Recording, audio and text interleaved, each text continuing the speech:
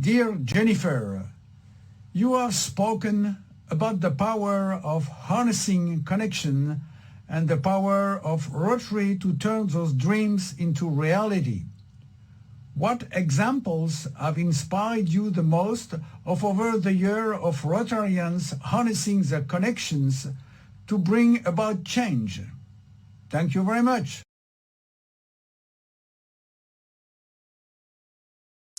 Well, the landscape that we have been through over the past 2 years has punctuated more powerfully than ever before the strength of connectivity, the strength of connections.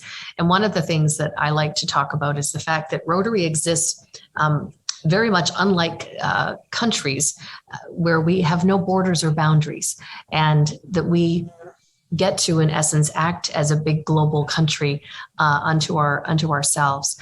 And we've all wanted to be connected, more connected in terms of virtual technology. And look at what the pandemic has given to us. We've been through such a horrific experience, yet at the same time, I think our connectivity has never been more positive and more powerful. And I mean, we can certainly discuss the pros and cons of a lot of that connectivity, but for us as an organization, it's brilliant. And it's not unusual now to be sitting on a Zoom meeting, a Zoom call with someone in another part of the world, and it is absolutely normal. And to think of the number of people that I've met in virtual platforms over the past couple of years that I actually consider to be good friends now that I've yet to meet in person, it really has changed things. I think for any of us who are, listening or part of this conversation today, it's the kind of thing where I don't know that I pick up my phone as often or as frequently now and make a phone call as I do set up a link so that I can see people. And the power of what that's done for us to be able to see facial gestures, to see body language, posture, how we're talking with each other.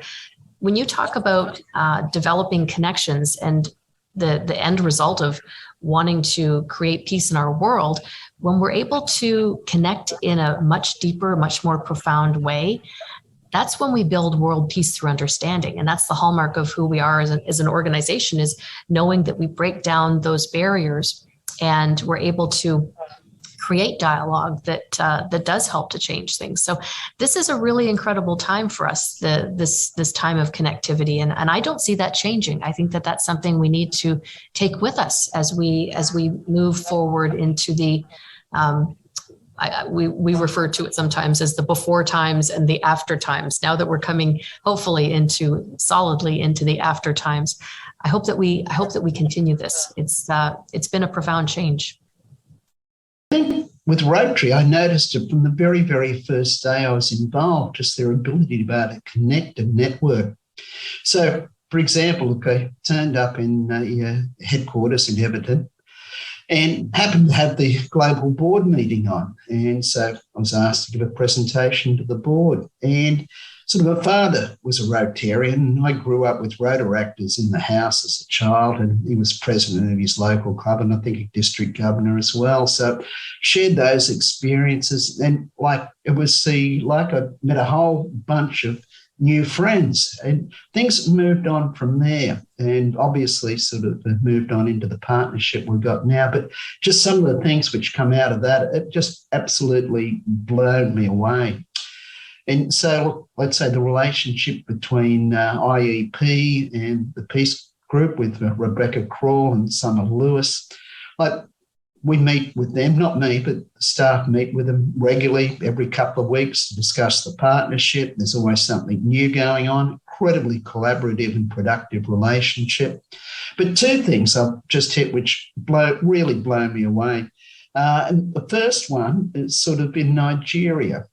So we're in the process now, which have come through few of the Rotary clubs in Nigeria. We're training 1,000 people registered to be trained as Positive Peace Ambassadors. We're in the middle of that training group now. I think we've already completed about 400. And another one was in Ethiopia with Sharon Ashton. So she's got some great relationships there, who's a well-known Rotarian. We leveraged with her into there and trained another 350 people as IEP ambassadors to work on peace. And like these are large numbers of people who are now working on peace, and all because the Rotary relationship and just the imagination and power of individuals.